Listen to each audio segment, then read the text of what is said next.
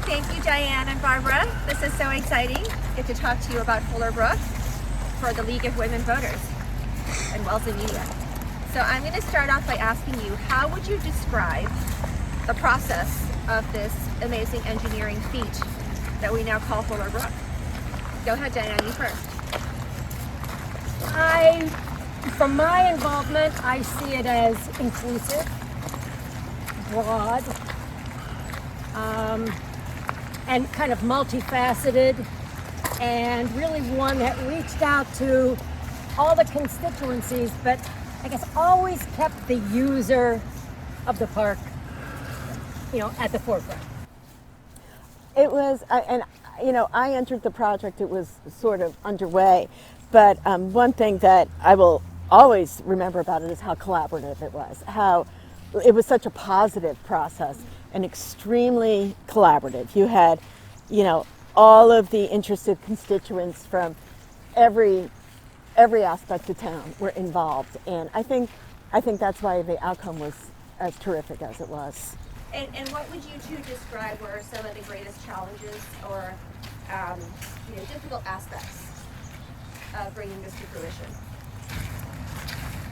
I mean, process-wise, I don't see anything that was particularly challenging. I mean, there was a lot to do. And it was expensive.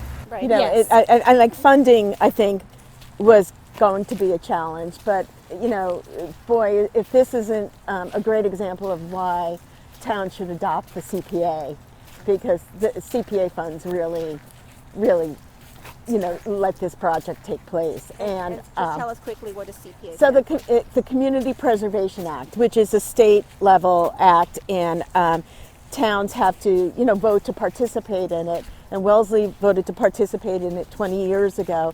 And basically there's a surcharge on tax bills that goes into a trust fund that is then matched by funds from the state, and those funds need to be used in one of four areas: community housing, open space, recreation, and historic preservation.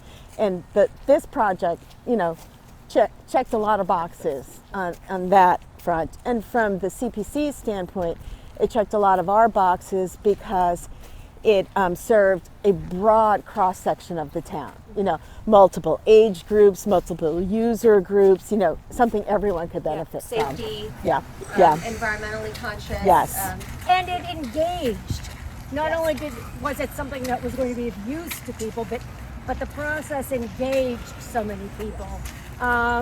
During design aspects, we reached out to the community. Your butters.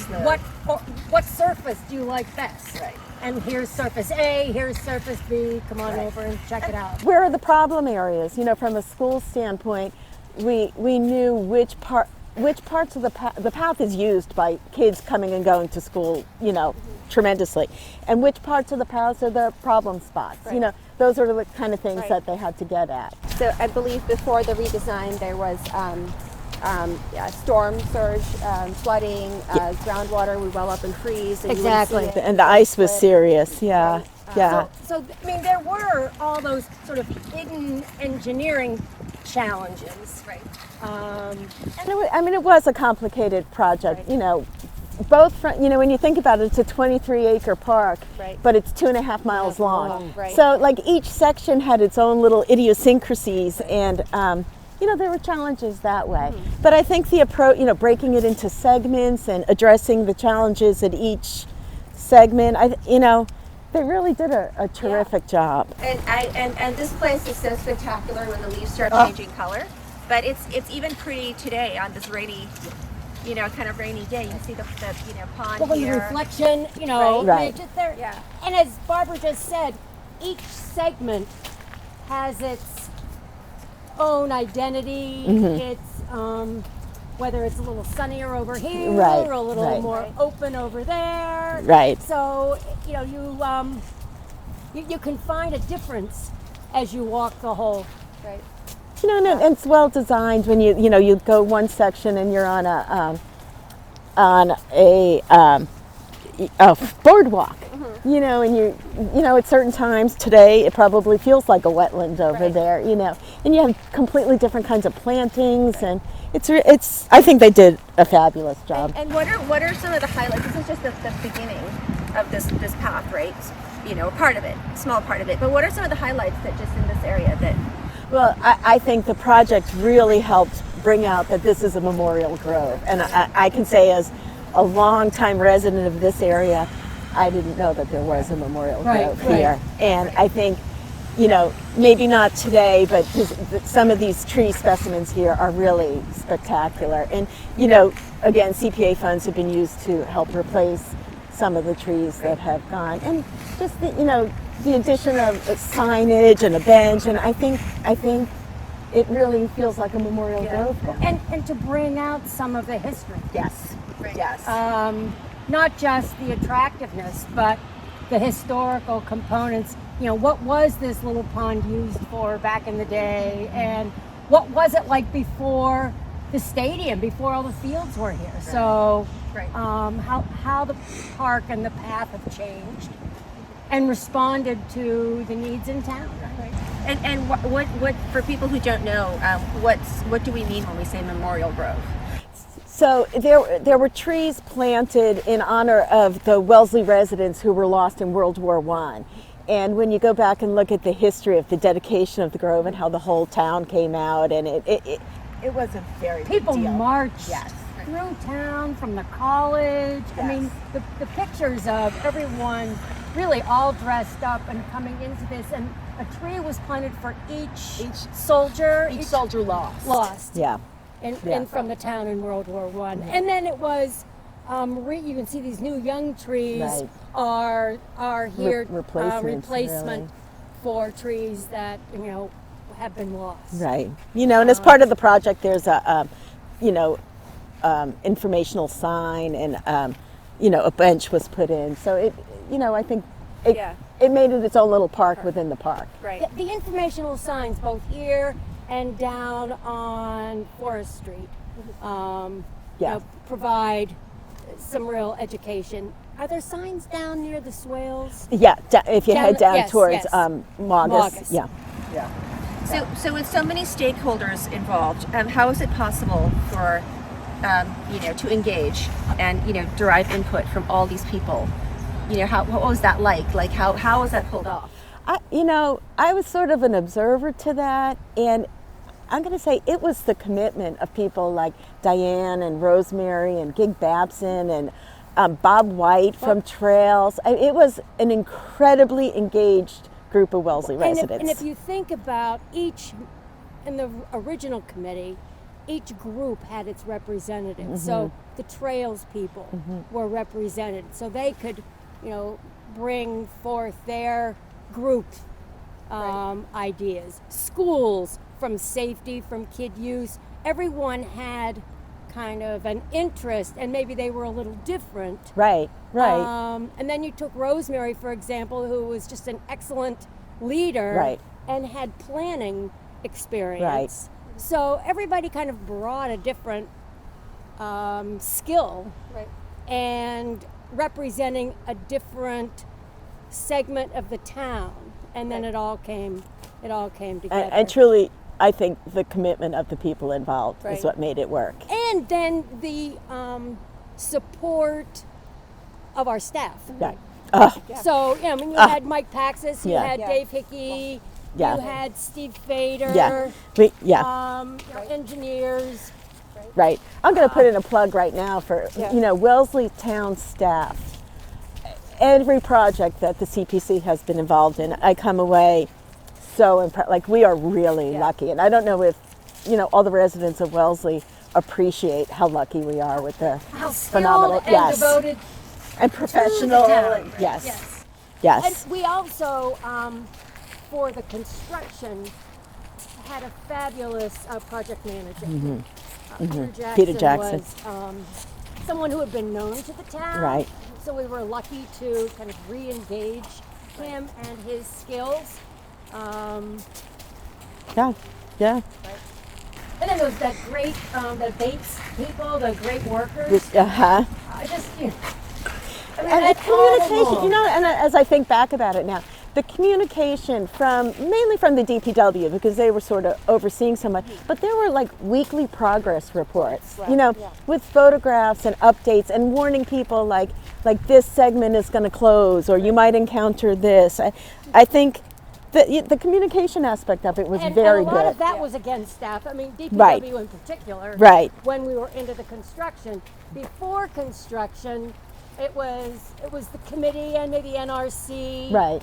And then just others who were very sensitive to being as informative or and sharing information with the town. Right.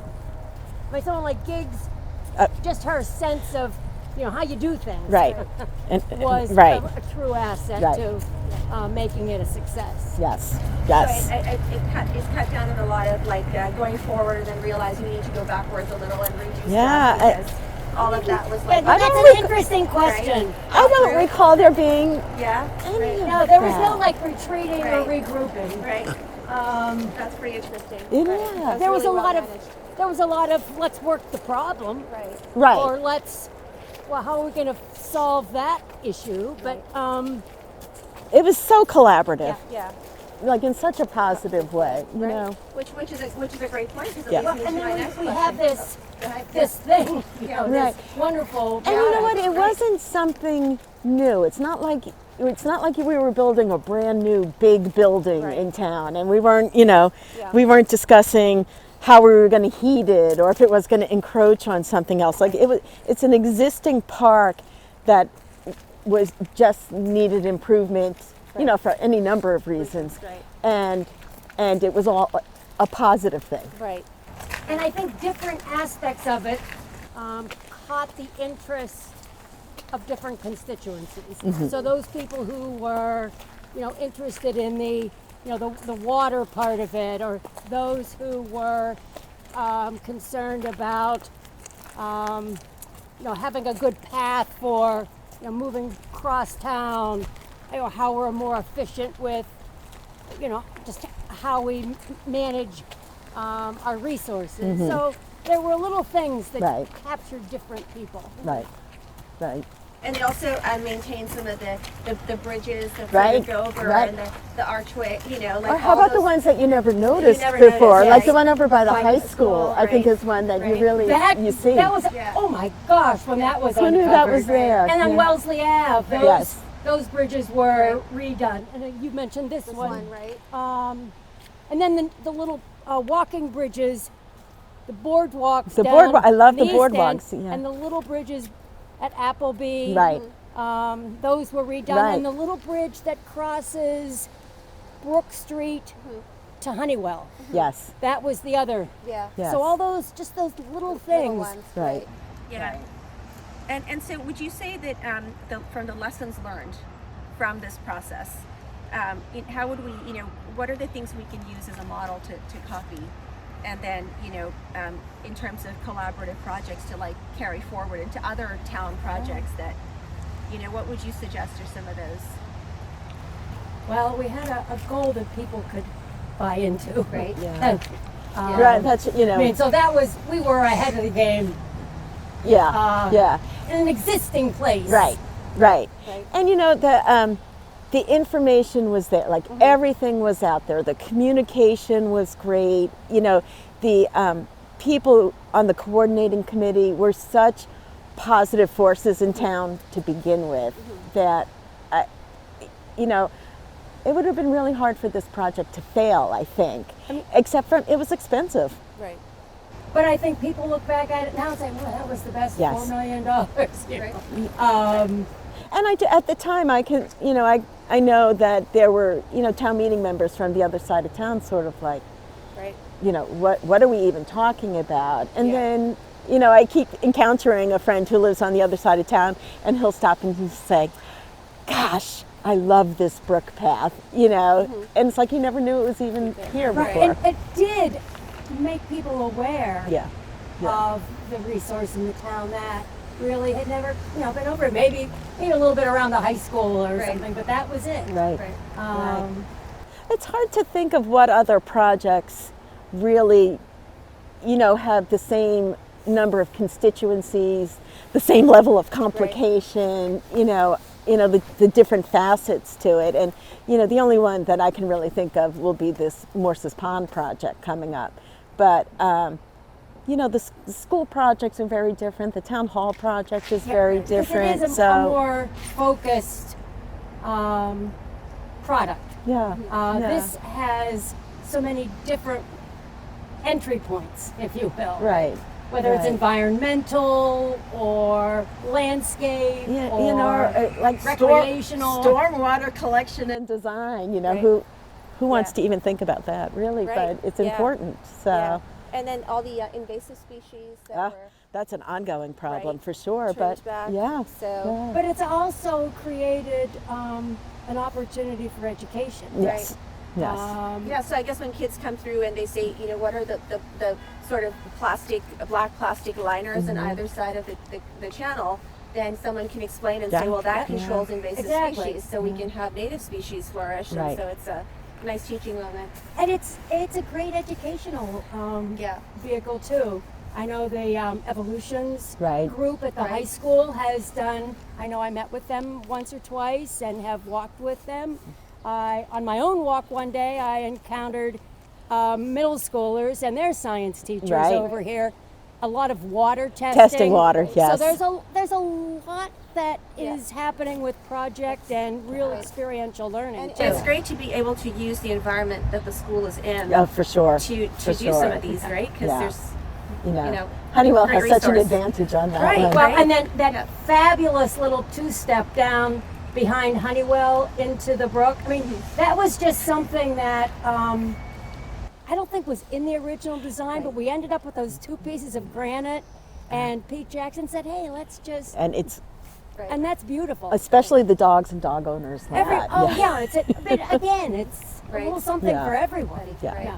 Right. Yeah, and that's probably true. This whole project was kind of something that everyone could, grab Also onto. in that area where they reworked the path away from the brook, there was a little controversy there and made it a boardwalk and moved the path up to create that wetlands and not disturb it. Right. And that is a beautiful wildflower area in the fall. What was the controversy for that? Because, you're moving the path. This is not where the path was. And as it worked out, it's such an improvement to that whole section. And environmentally, it's more appropriate for that area. Yes. It's such an improvement. But again, we had the professionals who helped us see these opportunities. Right. And there were opportunities that we were able to.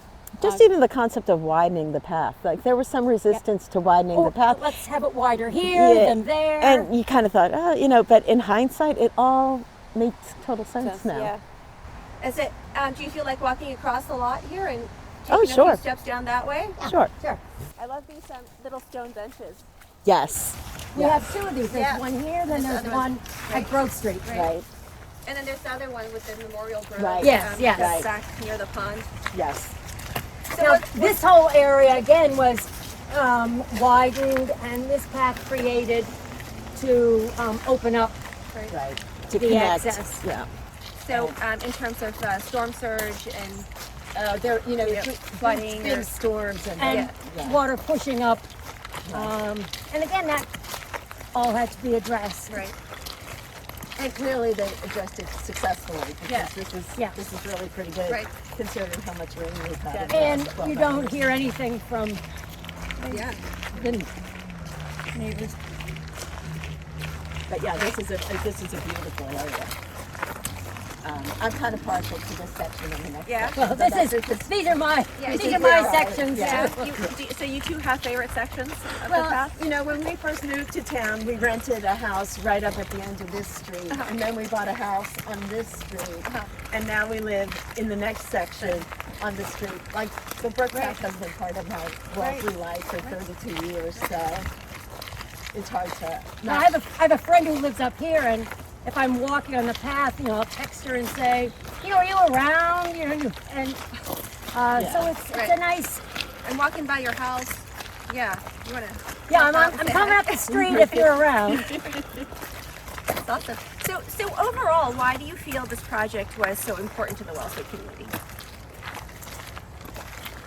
Well, I think as a town, we take our open spaces, we hold them very near and dear, and I think the preservation of and upkeep are really important.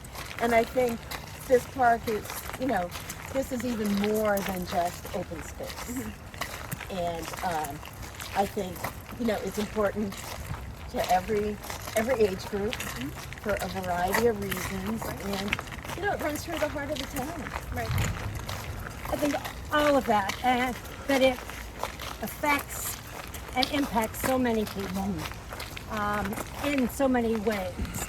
From superficial, just having a nice path, to having a good feeling about the environmental aspects. So there are so many levels. Awesome. So for upcoming controversial projects in Wellesley. Controversial? Oh, we don't have those, right? So for I don't know. Are there any controversial but, ones coming up? so what would you, like if someone came to you and said, okay, what can we use as a way of coalescing people together and getting everyone from town government and citizens of the town involved and like doing a great job? What would you and that you refer to this project? What would you cite? What are like the next thing I would like to see done in the model of this project? Right. Like Morse's Pond, the bathhouse and beach right. But engage the stakeholders. Oh yeah. Oh yeah. And Morse's Pond is such a jewel. It is such an asset in the town's open space inventory, and the town has spent a lot of money over the years maintaining the water quality, and very successfully. And that bathhouse has been on the radar to be improved for, I think we were even talking about it when I was on advisory, 15 years ago.